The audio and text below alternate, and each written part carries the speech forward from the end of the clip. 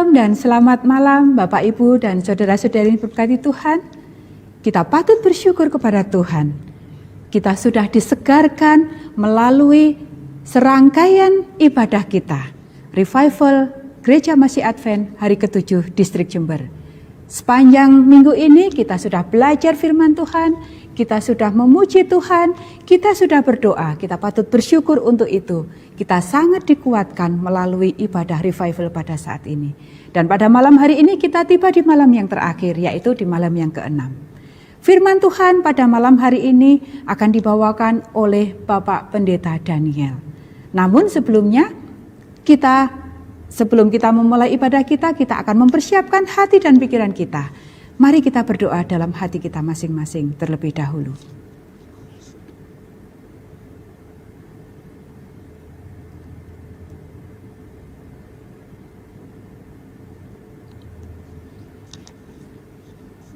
Untuk memulai ibadah kita pada saat ini, mari kita memuji Tuhan yang akan dipimpin oleh tim musik. Lagu Sion nomor 174, Kristus telah ada di pintu.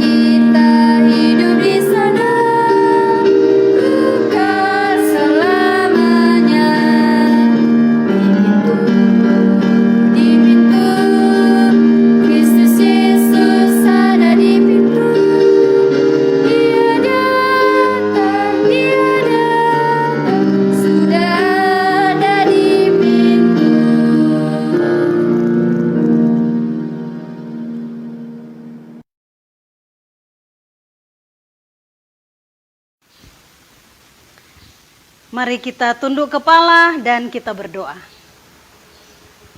Bapa kekal yang berada dalam tahta kerajaan sorga, terpujilah namamu Tuhan. Pada malam yang indah ini kami umat-umatmu datang di hadapanmu ya Tuhan. Kami siap untuk mendengarkan akan sabdamu. Curahkan Roh Kudusmu bagi kami semua, bahkan bagi pembicara yang akan berbicara pada malam hari ini, Engkau urapi Tuhan, sehingga firman yang akan kami dengarkan itu bisa mengubahkan hidup kami, dan kami akan semakin setia kepada Tuhan. Pimpinlah acara ini dari awal hingga akhirnya Bapa. Kami berdoa hanya di dalam nama Tuhan Yesus, Juru Selamat dan Penebus jiwa kami. Amin.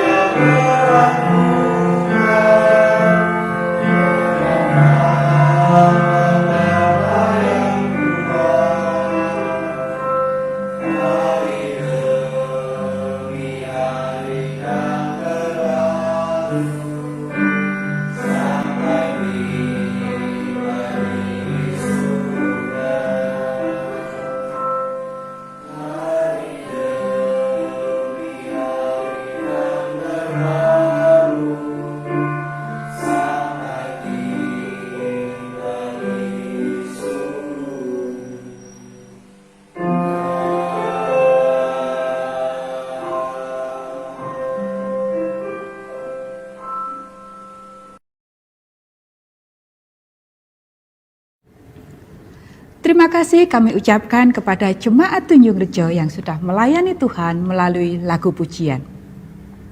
Bapak, Ibu, dan saudara-saudari yang berkati Tuhan, pada saat ini sebelum kita mendengarkan firman Tuhan, kembali kami mengingatkan bila mana ada hal-hal yang rindu untuk kita doakan pada malam hari ini. Silakan untuk menghubungi kami di nomor 0821 4292 1844, dan bagi Bapak, Ibu, saudara-saudari yang mengikuti melalui Zoom bisa menuliskan di kolom chat, dan yang mengikuti melalui Facebook bisa menuliskan di kolom komentar. Firman Tuhan pada malam hari ini dengan satu judul, benarkah Ia akan mengurapiku dengan minyak urapannya? Satu judul yang luar biasa dari firman Tuhan pada malam hari ini yang akan kita pelajari bersama-sama. Dan firman Tuhan pada malam hari ini akan dibawakan oleh Bapak Pendeta Daniel. Beliau adalah Gembala Jemaat dari Jemaat Tunjung Rejo dan Lumajang. Namun sebelum kita belajar firman Tuhan, mari kita kembali bersama-sama memuji Tuhan melalui lagu tema Gembala Agung.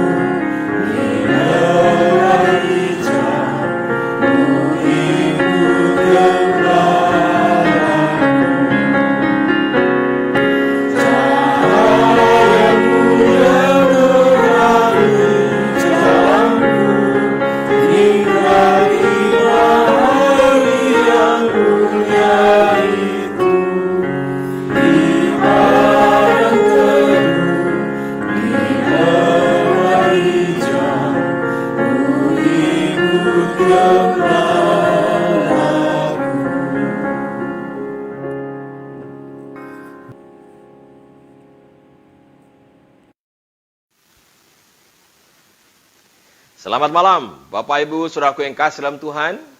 Dan kami juga mengucapkan selamat sahabat. Oleh karena kasih sayang Tuhanlah, kita sudah tiba pada malam ke-6 dari seri kebaktian kebangunan rohani revival sedistrik Jember. Oleh karena berkat dan kasih sayangnya lah, kita boleh bertemu malam hari ini. Tidak terasa 6 hari berlalu, dan besok kita akan mengakhiri seluruh rangkaian pembahasan firman Tuhan ini. Bapak Ibu Saudara yang kasih dalam Tuhan, tentu kita mengucap syukur karena berkat Tuhan ini. 6 hari kita boleh diurapi dengan berkat firman-Nya. Amin. Dan malam hari ini, pekabaran firman Tuhan yang akan kami sampaikan kiranya boleh menjadi berkat bagi kita semua. Judulnya adalah, benarkah Ia akan mengurapiku dengan minyak urapannya? Kita berfokus kepada Mazmur pasal 23. Satu ayat favorit saya. Kita akan mengulainya kembali, mulai dari ayat yang pertama. Demikian firman Tuhan. Mazmur 23. Tuhan gembalaku yang baik. Mazmur Daud. Tuhan adalah gembalaku, takkan kekurangan aku. Ia membaringkan aku di padang yang berumput hijau. Ia membimbing aku ke air yang tenang. Ia menyegarkan jiwaku. Ia menuntun aku di jalan yang benar oleh karena namanya. Sekalipun aku berjalan dalam lembah kekelaman, Aku tidak takut bahaya, sebab Engkau besertaku. Gadamu dan tongkatmu itulah yang menghibur aku. Engkau menyediakan hidangan bagiku di hadapan lawanku. Engkau mengurapi kepalaku dengan minyak, pialaku penuh melimpah. Malam hari ini kita akan fokus di ayatnya yang kelima.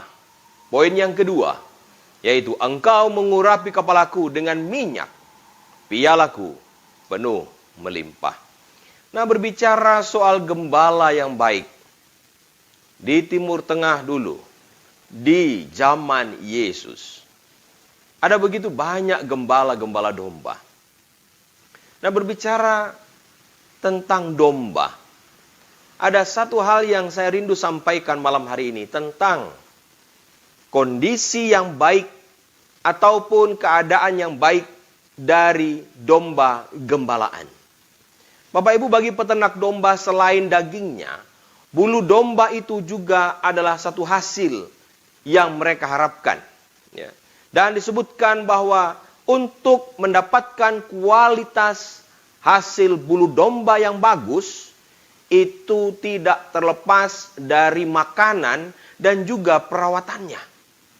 Jadi kalau makanannya kurang baik, mereka tidak tercukupkan makanannya, demikian juga perawatannya asal-asalan, maka hasil bulu dombanya pun akan menurun kualitasnya. Nah, tentu dari sekian banyak domba yang dimiliki oleh para peternak waktu itu, tidak semua dombanya itu baik atau sehat. Ada domba yang kurang baik, yang sakit, yang cacat. Ini disebutkan dapat menyebabkan kualitas bulunya rusak. Dan wool yang dihasilkannya pun pastilah berkurang kualitasnya. Itu sebabnya tidak heran para peternak atau para gembala akan selalu memperhatikan kesehatan atau kondisi fisik para dombanya. Nah, salah satu cara menjaga kualitas bulu domba adalah dengan mengolesnya dengan minyak. Nah, apa kegunaan minyak bagi para domba ini? Salah satunya adalah mengobati luka domba. Jadi, domba ini seperti ayam, Bapak Ibu. Kalau seandainya mereka sakit, dengan cepat itu akan menular dan itu akan mematikan yang lain. Itu sebabnya setiap hari para gembala ini harus ngecek, dilihat apakah ada domba-domba yang terluka atau yang sakit, sehingga dia harus merawat mereka dengan mengolesinya dengan minyak agar cepat sembuh.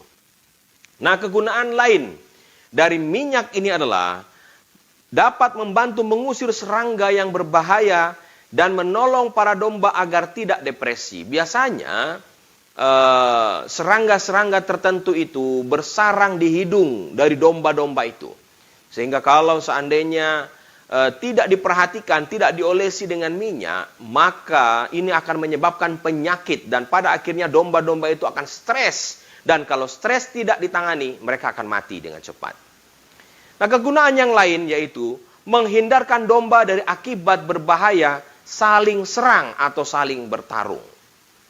Namanya domba itu punya tanduk yang cukup kuat, Bapak Ibu.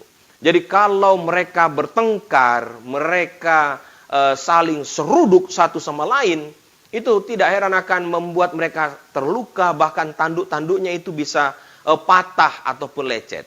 Minyak berfungsi untuk mengurangi resiko semacam ini. Nah, pertanyaannya adalah apakah minyak yang digunakan ini adalah minyak yang mahal? Ternyata tidak. Minyak yang digunakan itu adalah minyak biasa yang dijual di pasaran dan harganya murah, saudara. Nah, berkaitan dengan minyak ini, pemazmur memberikan gambaran tentang gembala yang baik yang memberikan minyak itu kepada dombanya. Dikatakan, engkau mengurapi kepalaku dengan minyak. Nah, Bapak Ibu, dari gaya bahasa yang Daud gunakan di dalam ayat ini, menunjukkan bahwa pengurapan itu adalah untuk sesuatu yang kudus dan dikhususkan. Jadi pengurapan yang digunakan untuk para domba secara khusus ini dilakukan mereka yang memiliki peran khusus di dalam pelayanan. Jadi ini biasanya dilakukan untuk raja dan imam. Maka yang dikatakan tadi bahwa kalau para nabi mengurapi imam dan juga raja, mereka biasanya menggunakan minyak tertentu. Jadi bukan minyak sembarang. Minyak yang digunakan ini adalah minyak yang baik, minyak yang baru, minyak yang wangi. Nah, di dalam Mazmur 133 ayat 1 dan 2 katakan demikian. Nyanyian ziarah Daud, sungguh alangkah baiknya dan indahnya apabila saudara-saudara diam bersama dengan rukun. Seperti minyak yang baik di atas kepala meleleh ke janggut, yang meleleh ke janggut Harun dan ke leher jubahnya. Nah, Bapak Ibu, minyak yang digunakan untuk pengurapan ini tentu tidak sama dengan minyak yang digunakan untuk meminyaki domba-domba tadi. Minyak yang digunakan ini adalah minyak yang khusus, minyak yang dibuat secara khusus, yang biasanya terbuat dari minyak zaitun. Sebab ini adalah simbol, tanda, lambang bahwa seseorang itu diasingkan dari sesuatu yang lain, dijadikan kudus oleh Allah. Makanya banyak kasus di dalam Alkitab, cerita-cerita tentang mereka yang diurapi. Mereka adalah orang-orang yang diasingkan oleh Allah. Itu sebabnya orang-orang yang diurapi mendapatkan penghormatan yang lebih.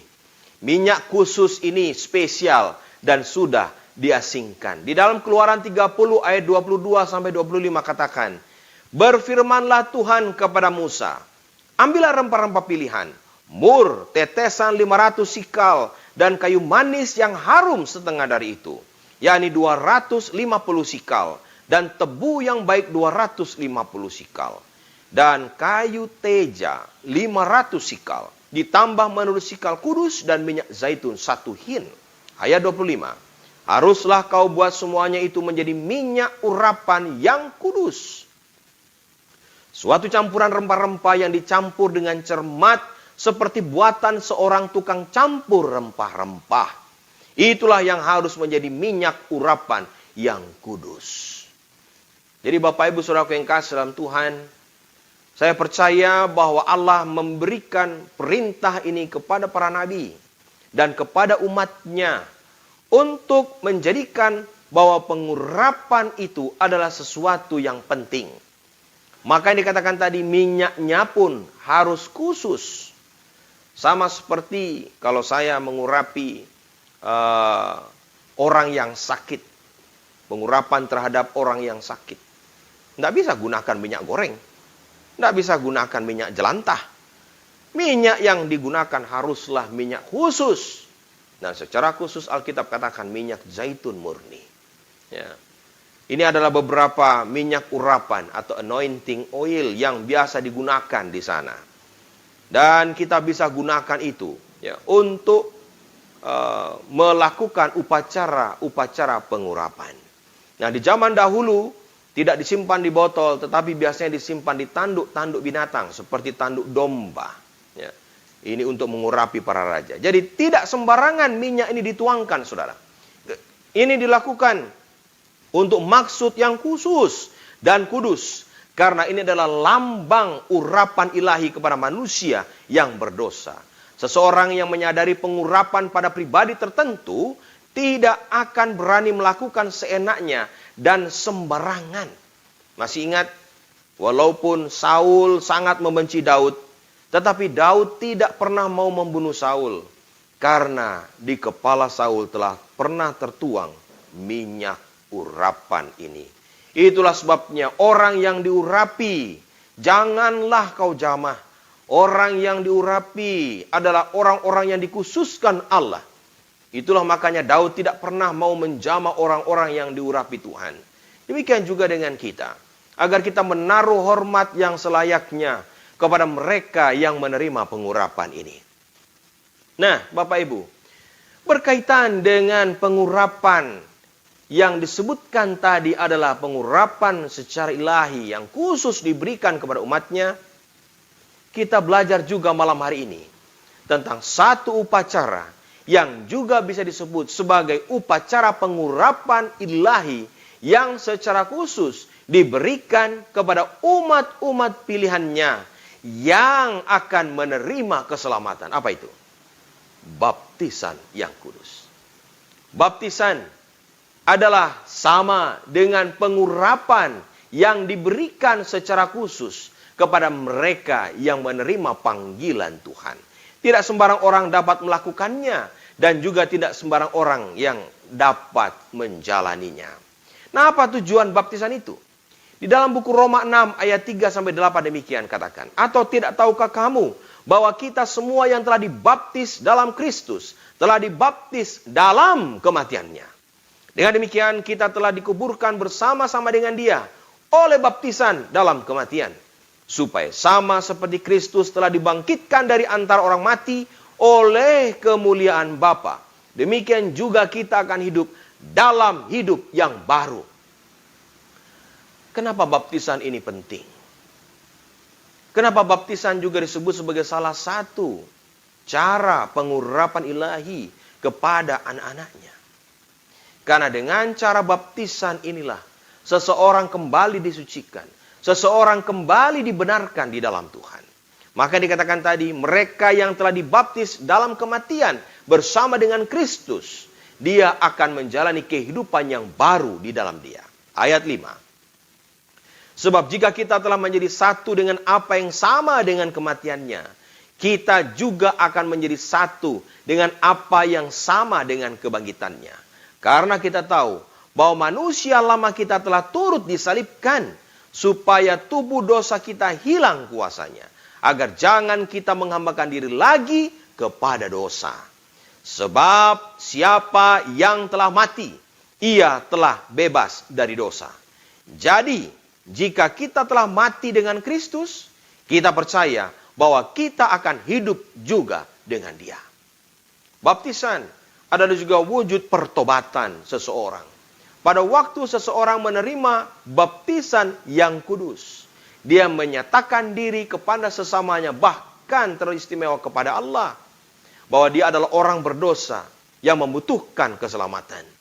Itulah baptisan yang dicanangkan Alkitab, agar Bapak, Ibu, Saudara, dan saya boleh menerimanya di dalam Tuhan.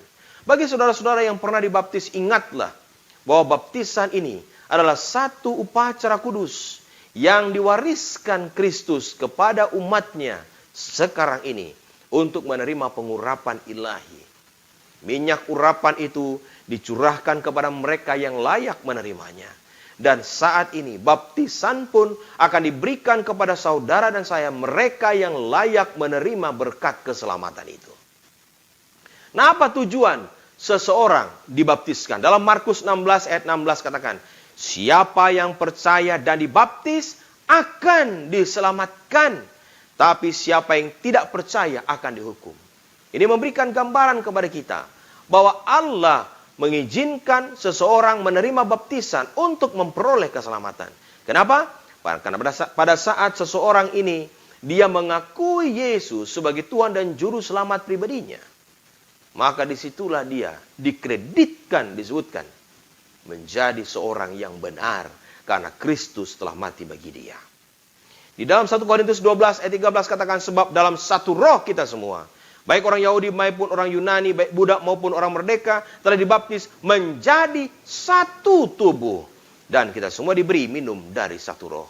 Seseorang yang dibaptiskan akan masuk di dalam satu tubuh yang sama, yaitu di dalam satu kesatuan gereja di akhir zaman ini.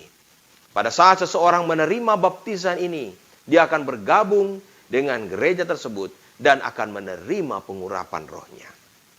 Di dalam Kolose 2 ayat 12 dan 13 katakan, karena dengan dia kamu dikuburkan dalam baptisan, dan di dalam dia kamu turut dibangkitkan juga oleh kepercayaanmu kepada kerja kuasa Allah yang telah membangkitkan dia dari orang mati. Kamu juga, meskipun dahulu mati oleh pelanggaranmu, dan oleh karena tidak disunat secara lahiriah, telah dihidupkan Allah bersama-sama dengan Dia sesudah Ia mengampuni segala pelanggaran kita. Dikatakan tadi bahwa pada waktu kita dibaptiskan, saudara dan saya memasuki fase yang disebut dengan mati secara rohani. Orang yang mati harus dimakamkan, harus dikuburkan. Dan bagi mereka yang percaya kepada Yesus, satu saat apabila Yesus datang, Dia akan dibangkitkan kembali. Inilah hakikat dari baptisan yang diselamkan di dalam air. Baptisan melambangkan kematian, penguburan, dan kebangkitan. Bagi mereka yang menerima baptisan yang kudus, Dia menyatakan bahwa manusia lamanya telah mati dan dia akan bangkit kembali di dalam kehidupan yang baru. Efesus 4 ayat 20-24 mengatakan demikian. Tetapi kamu bukan demikian.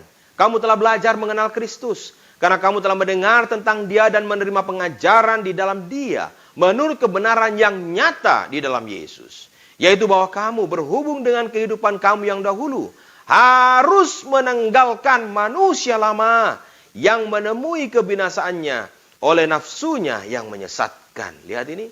Supaya kamu dibaharui di dalam roh dan pikiranmu. Dan mengenakan manusia baru yang telah diciptakan menurut kehendak Allah di dalam kebenaran dan kekudusan yang sesungguhnya.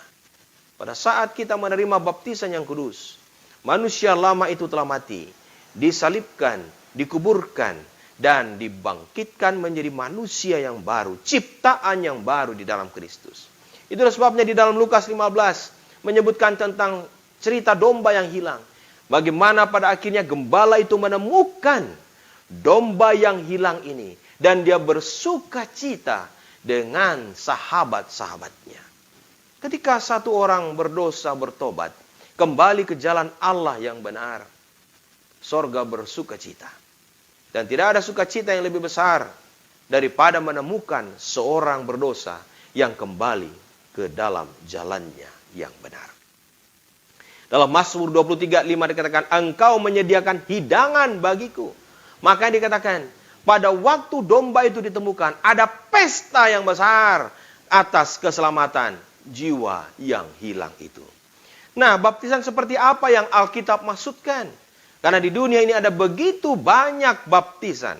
Di dalam Efesus 4 ayat 5 dikatakan satu Tuhan, satu iman, dan satu baptisan. Ternyata baptisan yang benar, ini adalah baptisan yang sesuai dengan firman Tuhan. Yesus dibaptiskan di sungai Yordan. Yesus dan murid-muridnya juga membaptis di air yang banyak. Mereka dibaptis di tempat yang banyak air dan keduanya turun ke dalam air. Maka dikatakan tadi, untuk proses pembaptisan diperlukan air yang banyak. Air yang banyak melambangkan penguburan. Maka dikatakan tadi, baptisan itu adalah simbol kematian, penguburan, dan kebangkitan. Orang yang dibaptis itu harus diselamkan, dimasukkan ke dalam air yang banyak ini. Lalu dia akan dibangunkan, dibangkitkan kembali untuk memperoleh hidup yang kekal. Jadi baptisan yang benar adalah baptisan dengan cara seperti yang Yesus telah menerima baptisan yang benar. Karena ini sebuah lambang, bukan berarti ini gampang untuk diganti-ganti. Kita ambil contoh saja. Apa lambang negara kita? Lambang negara kita adalah burung Garuda.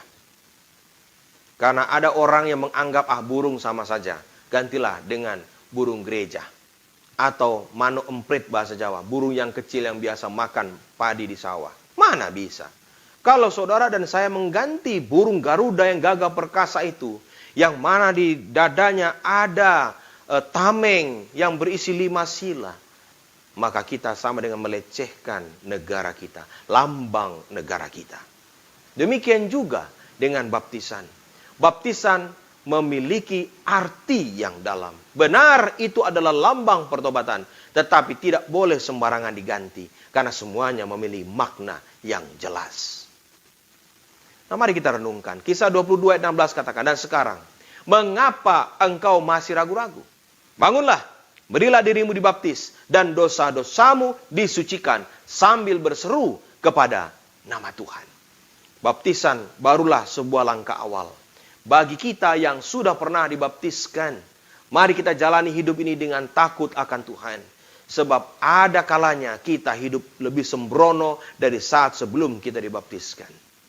Biarlah Allah yang akan menolong kita, sehingga kita benar-benar dapat hidup dengan hati-hati dan lebih baik dari hari ke hari sampai Dia datang.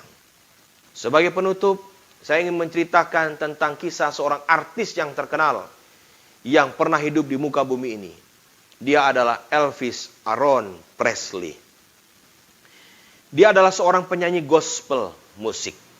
Dan dia adalah anggota gereja dan juga penyanyi di gereja Assembly of God. Dia adalah orang yang sangat terkenal. Memiliki tren yang luar biasa dalam debut musiknya. Dan tahun 70 Bapak Ibu, di puncak ketenarannya, dia pernah menyanyikan lagu-lagu rohani. Salah satunya adalah How Great Thou Art, Peace in the Valley, Softly and Tenderly. Ini adalah lagu-lagu yang mengangkat jiwa. Tetapi, apakah yang terjadi? Fakta menunjukkan, tanggal 16 Agustus tahun 77, publik dikejutkan dengan ditemukannya Elvis Presley telah meninggal di rumahnya karena overdosis. Bukan overdosis makan. Dia overdosis obat-obatan terlarang. Bagaimana seorang yang sangat terkenal menyanyikan lagu-lagu rohani, pada akhirnya dia meninggal di dalam dosa yang seperti ini. Bapak Ibu, tidak ada seorang pun yang tidak memiliki beban dalam hidupnya. Setiap orang pastilah punya beban yang berat dalam hidupnya. Pekabaran malam hari ini menolong kita untuk kembali datang kepada Isa Al-Masih. Datang kepada Kristus Yesus. Seorang yang adalah gembala agung. Gembala yang baik. Yang akan mengobati luka hati saudara. Saya percaya saat saudara dan saya berbeban berat dan kita tak dapat menanggungnya sendiri, kita punya gembala yang agung, gembala yang ajaib, gembala yang baik yang akan mengolesi luka Bapak Ibu Saudara dengan minyak kudusnya dan dia akan menyembuhkan kita. Kiranya Allah menolong kita dan biarlah Dia yang adalah gembala yang agung dan ajaib ini akan menyegarkan jiwa kita. Kiranya Tuhan memberkati kita. Mari kita berdoa. Allah kami, Bapa yang di sorga, terpujilah nama-Mu. Kami mengucap syukur atas kesempatan yang indah Tuhan telah karuniakan bagi kami untuk kembali mengingat akan semua kasih karunia dan kebaikan Tuhan dalam kehidupan kami. Sepanjang satu pekan kami belajar, Engkau sebagai gembala yang agung, dan kami adalah domba-domba-Mu. Kami bersyukur Tuhan, karena Engkau telah menyediakan yang terbaik bagi kami. Makanan kami, kehidupan kami, bahkan mengobati saat kami luka dan sakit. Kami bersyukur malam hari ini, Tuhan telah memberikan kami kesempatan yang indah, sehingga kami boleh belajar kebenaran firman Tuhan ini. Biarlah Engkau boleh meteraikan firman ini dalam hati kami. Dan kasih karunia-Mu lah yang akan memberikan kami kekuatan untuk menjalani kehidupan kami. Terima kasih Bapa. Biarlah dengan mengangkat tangan hamba-Mu ini, memberkati umat-Mu dimanapun berada. Kasih karunia Allah, damai dan sejahtera di dalam nama anak-Mu Yesus Kristus, di dalam persekutuan dengan Roh Kudus, akan selalu menyertai dan memberkati anak-anak-Mu dimanapun berada saat ini, sampai Maranatha tiba. Dalam nama Tuhan Yesus, kami sudah berdoa. Amin. Mengucapkan terima kasih atas kebersamaan kita. Semoga Tuhan selalu memberkati kita. Amin.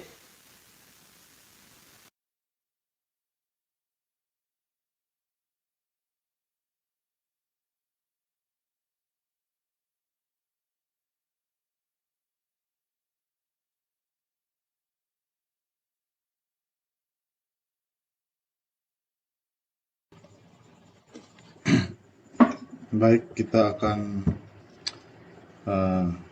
doa bersama. Mari kita tunduk kepala dan berdoa. Tuhan Allah Bapa kami yang bertahta di dalam kerajaan sorga,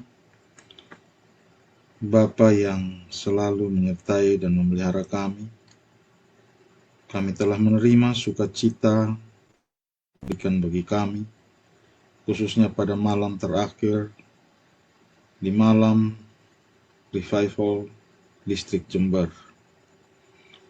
Dari malam ke malam, hamba-hamba Tuhan telah menyatakan kebenaran firman Tuhan.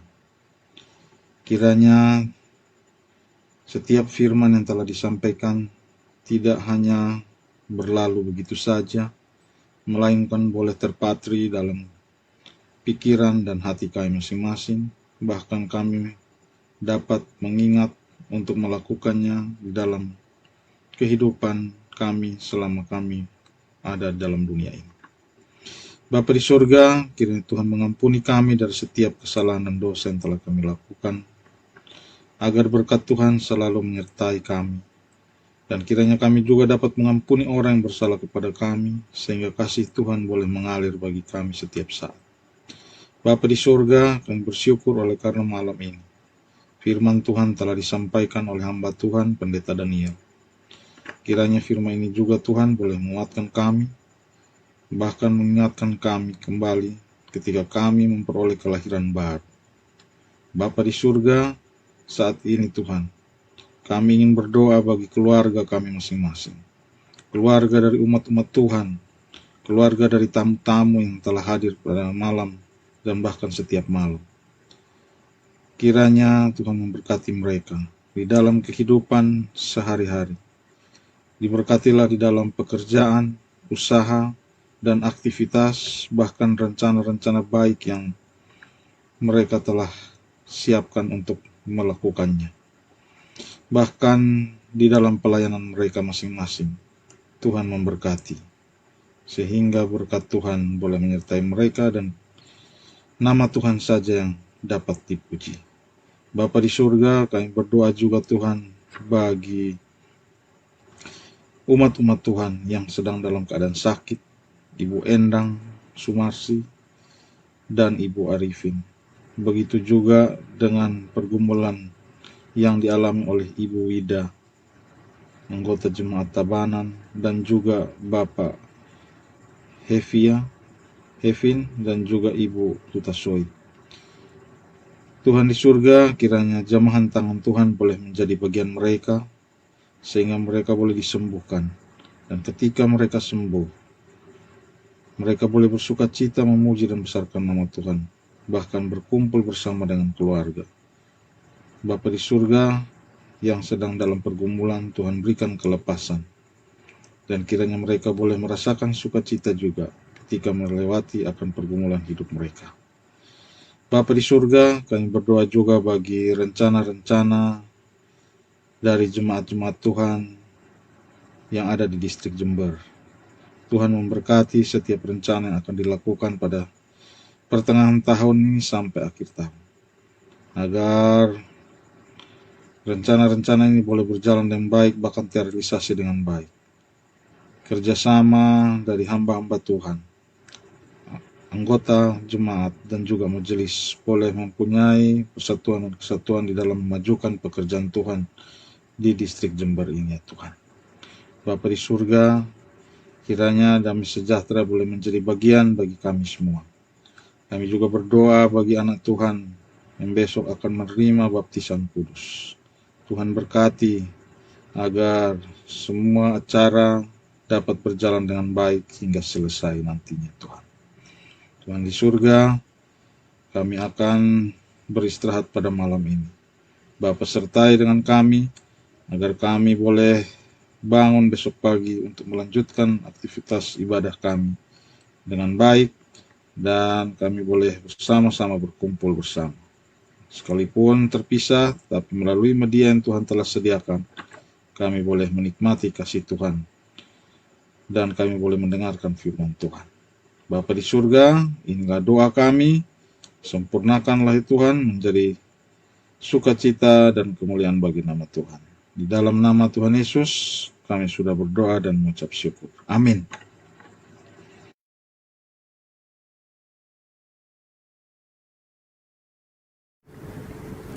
Puji Tuhan, kita patut bersyukur kepada Tuhan untuk firman Tuhan yang sudah kita dengarkan, untuk lagu-lagu pujian yang sudah kita nyanyikan, dan juga doa-doa yang sudah kita layangkan.